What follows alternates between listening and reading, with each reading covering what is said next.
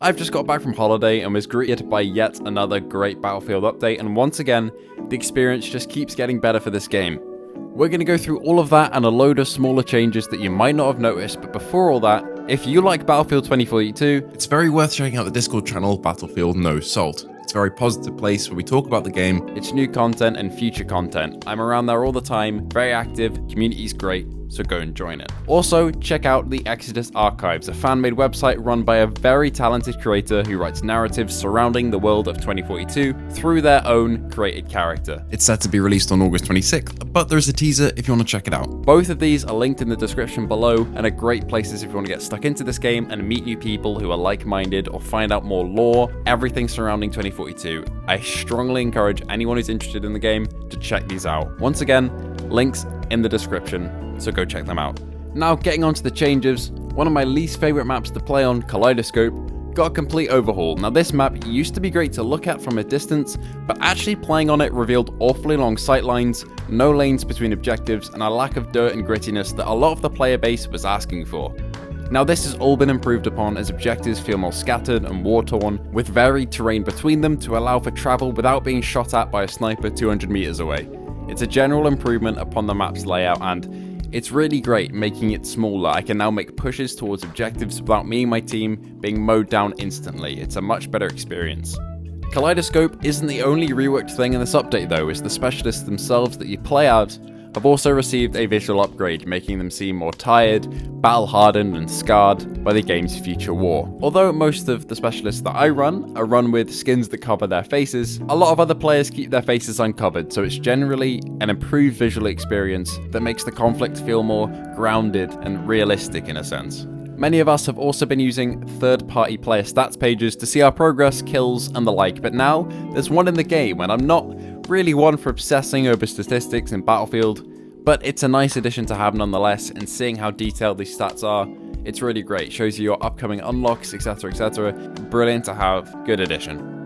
Aim assist for consoles has been fixed completely too, which is something I've personally been asking for a while now. It works much more consistently than before, especially tracking targets that are running across your screen. Now, with the big stuff out of the way, here are some little things that you may not have noticed during your time playing.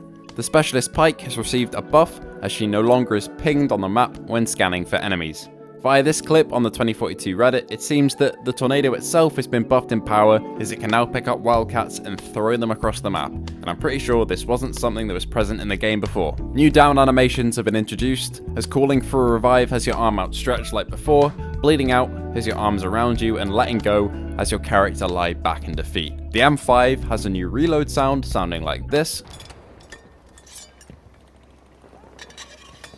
and Kaleidoscope itself has a few little details such as the water not being swimmable anymore as it's shallow enough to run in, allowing for vehicles to go in there too, and you can also notice AA cannons firing outside the map parameters along with more fire on the outskirts. Knife animations have been sped up and improved upon as there was a delay present before this update. Irish's Sentinel now stops C5, which is a feature many people have asked for due to the C5 spam in Exposure's corridors. Pinging an enemy now has a class icon above them, revealing more helpful info to the player through the ping system. And even though support was technically dropped many weeks ago, maybe even months now, Hazard Zone has received another update, as there are now tank mini-bosses scattered around the map which provide better access to loot if killed.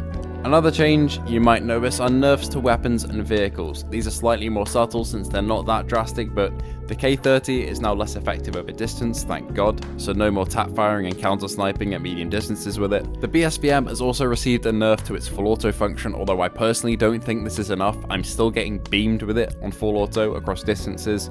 I think that needs to be increased slightly, but it's getting there. The stealth helicopters from Season 1 have been reduced in effectiveness as the cannons overheat more easily. Personally, I also think this should be dialed back a little bit more because it's not that effective, but it's getting there too. Shotguns also no longer have a completely scuffed range when using certain shells, although the slugs on the auto still seem to kill pretty effectively over distance. Overall, good changes with this update that'll improve the game experience, but there is, of course, more work to be done as always. Good changes though, and we appreciate it. Now, what's on the horizon for Season 2? We're looking at a potential start for Season 2 at the beginning of September 1st, which is a Thursday, and including a total of 1 to 2 maps potentially, maybe 1 portal, 1 all-out warfare, new weapons, new vehicles and gadgets, and a new specialist. There have been data mines and leaks by Temporial on Twitter for content for the next season, but even though they do look exciting, boats, new weapons, things like that, we've just got to wait till the official announcement from DICE to see what's really in the update. However, we do know that portal guns are being adjusted and sent over to All Out Warfare at some point next season. More reworks to maps have also been mentioned for next season, including Renewal, Manifest, and Orbital have been thrown into the mix as contenders for reworks after that. Hourglass has also had its name thrown in by the devs as a map that needs a lot of work done to it as it's so big, which will take a lot more time. So the other maps are the ones that are being focused on for now, but hopefully in the future that map does get a rework. Overall, we're hopefully looking at a bright future for this game for now, and if you did enjoy the video today, consider subscribing and liking, and also checking out the links in the comments below. The Discord and that website, the series, are incredible. They're just so fun to partake in, to read, and I encourage you to join. Come talk to me, come talk to the others, talk about this game because we love it. Anyway, thank you all for watching. This is a slightly longer update video because there's a lot more to cover, and hopefully, if all goes well, Season 2 will be even longer with more content from DICE for this game. Thank you, goodbye.